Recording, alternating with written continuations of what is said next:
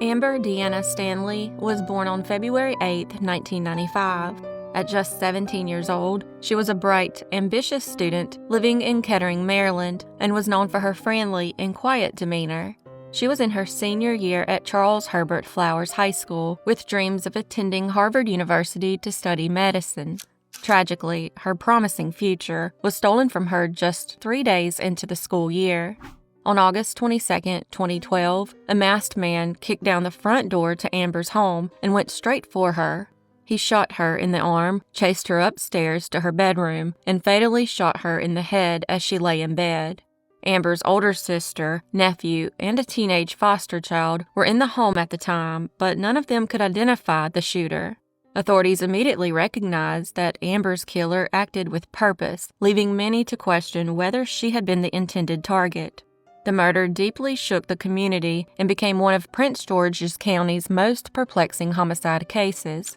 Initially, detectives explored possible motives, including a jealous ex-boyfriend or family-related disputes, but these leads turned up nothing.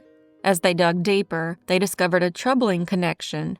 Amber's foster sister had been sexually assaulted just 5 days before the murder. This led to a theory that the killer had actually been targeting the foster sister in an effort to silence her. The foster sister had not only reported the sexual assault to the police, but also made threats against her attacker on social media. Police suspected that the killer was targeting the foster sister, but mistakenly killed Amber instead. As the investigation continued, an informant identified a neighborhood drug dealer as a potential suspect. His cell phone records placed him near Amber's home at the time of the murder, leading police to interrogate him and collect his DNA. However, forensic testing ultimately ruled him out. The very next day, they got a match to the DNA. It linked to a man who had already pleaded guilty to 2 other sexual assaults. Investigators brought him in for questioning and interrogated him for 12 hours, hoping for a confession. At one point, he allegedly admitted to being present at the crime scene, but denied any involvement in Amber's murder. However, there was no physical evidence linking him to Amber's murder. To this day, the man's identity has never been released to the public. Amber Stanley was murdered on August 22, 2012, and as of February 2025, this case remains unsolved.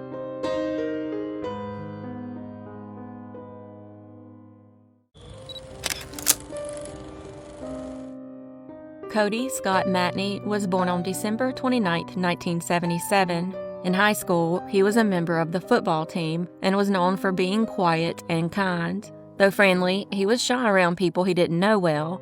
By age 24, Cody was living in Grundy, Virginia, where he was known for his politeness and strong family ties, especially his close bond with his young nephew. On the night of April 27, 2002, Cody drove nearly 50 miles from his hometown to spend the evening in Bristol, Tennessee. He had a date planned, possibly a blind date, and was last seen at Confetti's Sports Bar, a now defunct establishment. Witnesses recall interactions that night. A bouncer noted Cody's youthful appearance, and another bar employee saw him later making calls from the bar's payphone. After hanging up, surveillance footage showed him going outside and sitting in his 1991 Ford Ranger pickup truck. At some point during the early hours of the next morning, he was seen engaging in conversation with an unidentified individual in another truck. That was the last known sighting of him. His truck remained parked outside Confetti's for 5 days before authorities discovered it abandoned. It is unclear whether the vehicle ever left the lot that night or if it had been returned later. Inside, his checkbook was visible on the dashboard, but no other significant evidence was found. Investigators determined that Cody made 8 telephone calls using his calling card around the time he disappeared, but most of the numbers have since been lost. From what I can tell, he made those calls from the bar's payphone. So who was Cody trying to get in touch with? Did his date fail to show up and he was trying to get in touch with her? Authorities suspect that Cody may have left the bar with someone he knew and might have been taken to Buchanan County, Virginia. However, the exact details remain uncertain. There is no confirmed information on whether he had met someone online or if law enforcement examined his computer, assuming he even had one.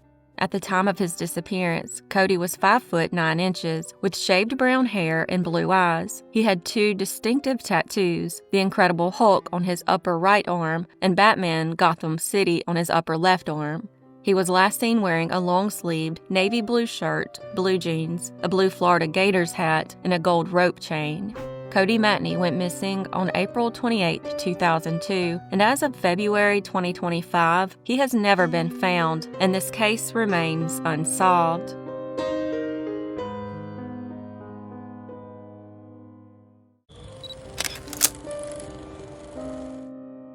Jimmie Retha Brown was born to parents James and Barbara on May 23, 1961. At age 16, Jimmie lived in El Paso, Texas, and was a student at Andrus High School. Outside of school, she was known for hanging out with friends at the McDonald's on Dyer Street. That is, until a horrible tragedy occurred during the summer of 1977. On the night of August 9th, Jimmie left her sister's house because she didn't like the early curfew she was given and instead went to a friend's house. However, the friend's mother told her she would have to leave. She then allegedly began looking for a place to crash for the night. At about 2 a.m., a man she met at the Jack in the Box on Dyer offered to let her spend the night in the back of his van. She agreed and left with him. Unfortunately, that was the last time she was ever seen alive. 5 days later, her badly decomposed body was discovered. She had been strangled to death by a rope that was tightly wrapped around her neck and tied in a knot. Her feet were also tied. Although the body was too decomposed to offer an exact cause of death, it was determined she had suffered a crushed larynx and may have died from strangulation. Investigators questioned the man she was last seen with, and he said that when they reached Dyer Street and Fred Wilson Avenue, she suddenly became belligerent and demanded to be let out of the van. It was raining, so he said he gave her his coat before driving away. Beyond that person of interest, leads were sparse, and the case eventually went cold. Interestingly, Jimmie was not the only murder victim in that area around that time. 2 years earlier, in April of 1975, 27-year-old George Lyman Jones told his wife on Sunday that he was leaving to repay his $250 debt to the Bandidos Motorcycle Club, who he was a member of. He was trying to get out of the club, but after leaving that day, he was never seen alive again. The same man who discovered Jimmie's body also discovered George's body less than a mile from where Jimmie was found. The man who discovered both bodies worked as a heavy equipment operator and typically sat up high, allowing him to see a good amount of stuff on the ground, including Jimmie and George's remains. While investigators have not established a link between the two cases, they do admit that they are very similar in several respects. Both victims were left within the same area, bound with rope and murdered. George was strangled and shot in the head, while Jimmie was just strangled. The Bandidos Club is heavily suspected to be involved in George's death. Could Jimmie have encountered a member of the club on the night she disappeared? Members of the club were known to frequent bars on Dyer Street, so the possibility of an encounter is very possible. Jimmie Brown was found murdered on August 14, 1977, and as of February 2025, her case remains unsolved.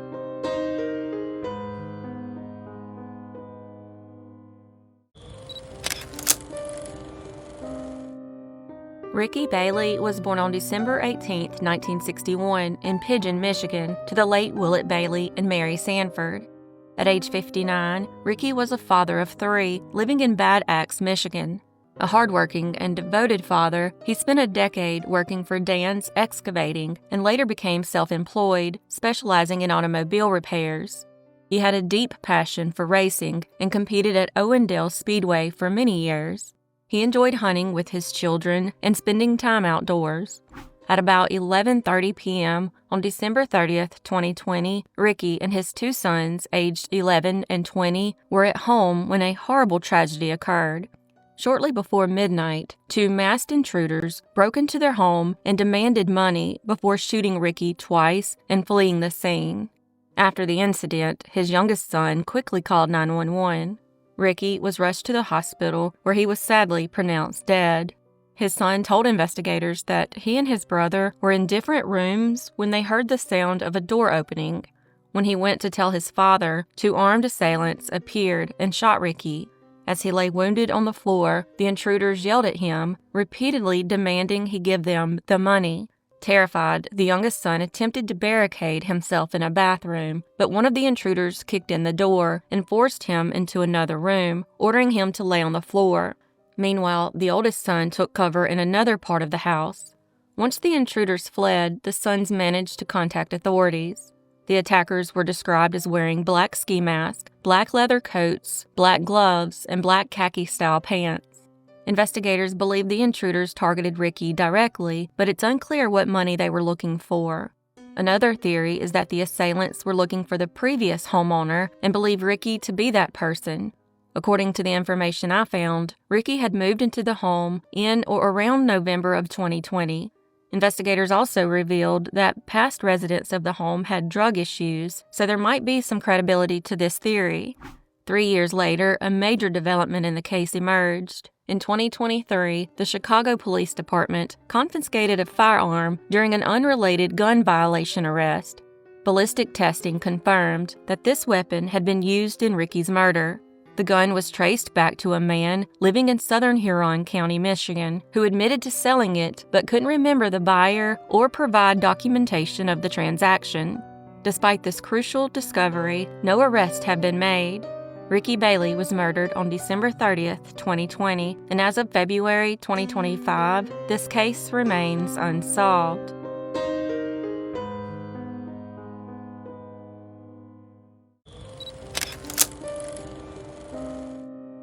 Teresa Melissa Dean was born on September 20th, 1987. At 11 years old, she lived in Macon, Georgia with her mother, Dorothy Dean, and Dorothy's fiancé, Cody Landers, who was unfortunately a convicted sex offender involving minors and was described by those who knew him as a disturbed individual.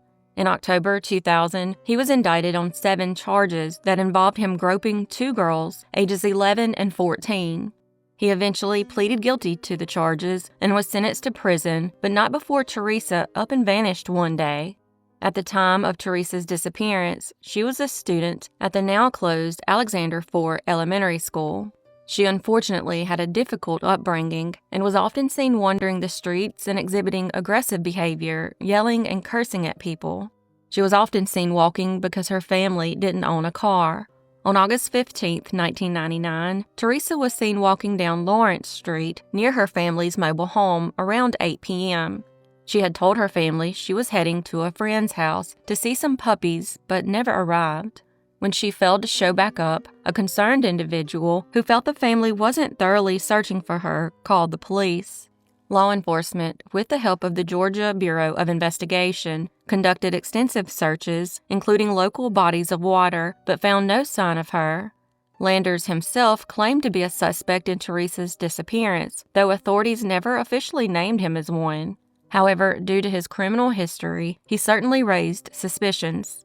Some investigators speculate that Teresa's disappearance may be connected to the cases of 2 other missing and murdered girls, Heaven Lachey Ross, who vanished from Northport, Alabama in 2003 and was found murdered in 2006, and Shannon Nicole Paulk, who went missing from Prattville, Alabama in 2001 and was found murdered on October 6, 2001.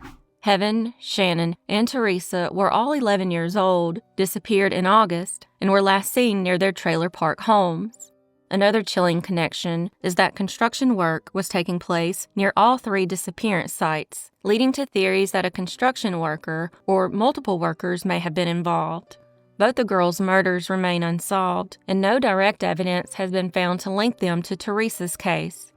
In June 2024, human remains belonging to a child were found in a crawl space beneath a vacant home in Bibb County, Georgia, next to the county she disappeared from. Alongside the remains, investigators found a small Blue's Clues t-shirt and blue bandana pajama pants. The remains were sent to the GBI crime lab for forensic analysis, but no update on the child's identity has been released. However, many wonder if it could be Teresa's remains. At the time of her disappearance, she stood 4 foot 10 inches and weighed 75 pounds. She had brown hair and blue eyes and was last seen wearing a short-sleeved, blue and white striped button-down shirt, orange-pink knit pants, clear gel sandals, and gold ball earrings.